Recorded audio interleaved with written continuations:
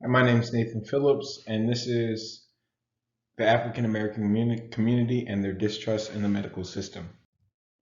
Background is there's a long history of mistreatment of African Americans, and with that moment of time in our nation's history where the African Americans were enslaved, they had very little control over what happened to them. Healthcare for slaves was almost ineffective and sometimes considered torture because masters and slave owners would just do things against their will, and a lot of the times it really wasn't meant to help them. They were just experimenting, kind of for their own pleasure. Um, One of the main stories in our nation's history is the Tuskegee experiment. The Tuskegee experiment was a study done by the PHS in about 1930s, in the 1930s, done on black males to study the long-term effects of syphilis. These poor men were selected to have studies done on them for bad blood, as they call it. These poor men didn't have any money, so they were almost bribed with meals, medical exam, burial insurance in case anything happened. And during this time, the doctors didn't treat them at all for syphilis. They very knew what syphilis was, but they just taking vials and seeing what happened as syphilis was going untreated. And right there's a picture of them taking samples of blood right now. Uh, Part two is, and by 1947, penicillin was known to be the cure for syphilis. It was not given to the participants, even though they still had it. They just decided, hey, we're going to keep them, under the idea of, that we're curing them. And they kept going with the experiment, which was very morally wrong. A little bit later, news got leaked, and about a $9 million lawsuit was divided up amongst the participants in the experiment. $9 million went a long way for them back in that time. And initially, the government didn't apologize. Nothing was said. Nothing, didn't really happen besides that lawsuit until a little bit later in 1997. Um, and that's been kind of almost forgotten in our nation's education system. I haven't heard about that until this year, which I think is kind of crazy. The distrust in the healthcare system now, patterns of trust in our healthcare system differ by race. This difference in trust, it reflects the contrasting cultures between blacks and whites. Whites have they say, healthier culture than what black people do. A study where 175 households were questions about their trust in various things in the healthcare system, about their physicians, hospitals, insurance plans. And majority of the respondents trusted their hospitals and their physicians, but fewer trusted their insurance plans. Um, I recently just dislocated my shoulder, and going and seeing, this, and kind of in the first line, I see where insurance can get a little bit sketchy, but as I feel in the doctor's hands, I feel like I'm being taken care of. But a lot of that can be smoke and mirrors sometimes. Right here is kind of a graph labeled out on based off of race, who trusts their physicians more, who trusts their health plan the most, who trusts their hospitals the most. Overall, the hospitals get the highest ranking, which I think in dire times and dire situations, a lot of people are going to trust the hospitals because really they're helping you when your life is on the line. Health disparities by race and ethnicity. African Americans at almost every at no at every age have a higher death rate than any other racial group or ethnic group, and the blacks beat every type of racial group and every type of racial health disparity. And we can look right here, if you look into it, that the prevalence of diabetes, or STDs, mortality rate, or preterm births, is you can see that the blacks are all higher than Latinos, Asians, whites, Native Americans. Some and some where diabetes, Latinos and blacks are right there, but if you look at everything else, black is still way above the board.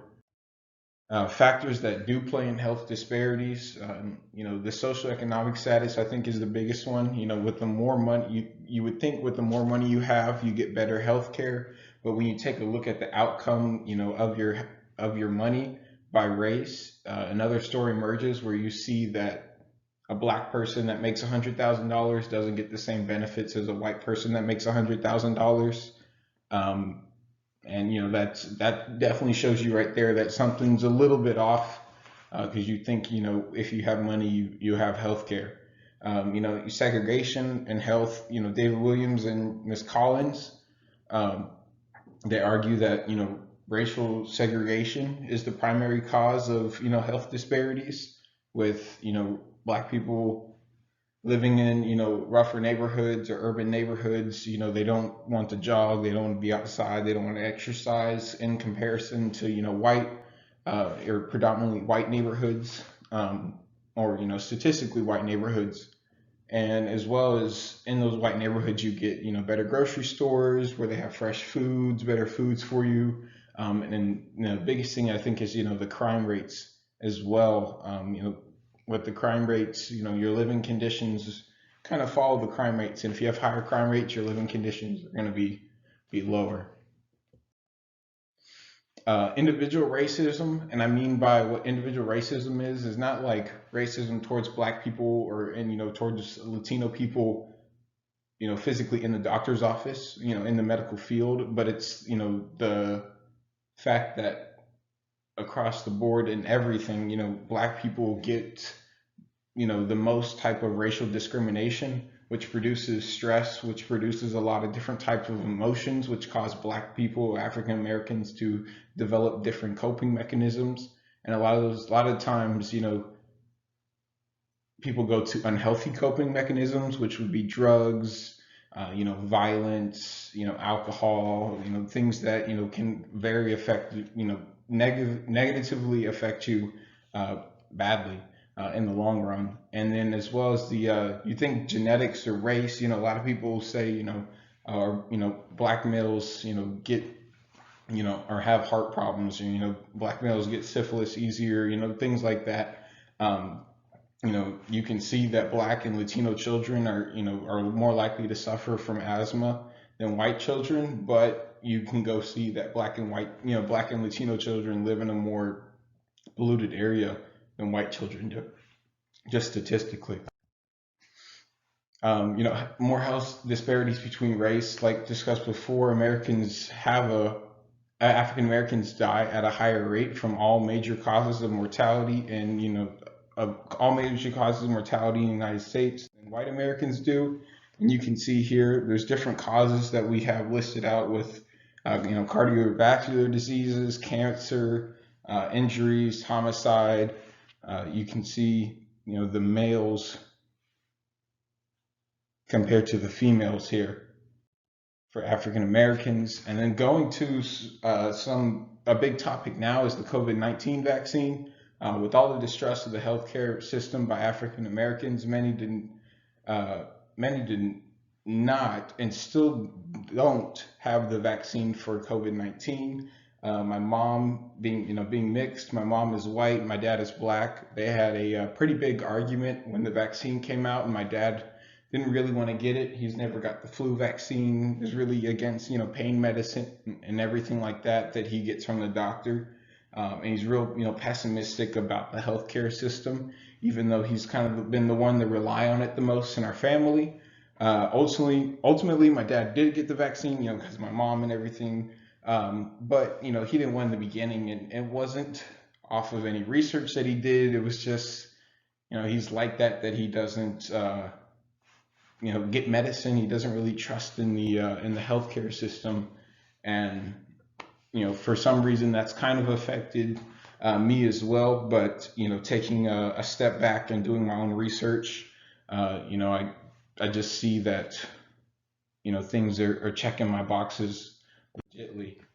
And you can see here that this is a chart listed out by states where it can show Black Americans where they, are getting vaccinated, state residents who are, not vaccinated, and who are healthcare workers are Black, and you can see across every state, some states have a bigger gap than others, but the number that is vaccinated is significantly lower than than what the population is of Black people. And this was actually pretty recent, in January earlier this year, in the beginning of this year. I know they had a big push for vaccines. They had incentives and everything for vaccines, a little bit later on this year. So I expect, maybe the gap to close a little bit, but, still now I can talk to my friends and they really don't trust the vaccine. That's the works cited. Thank you.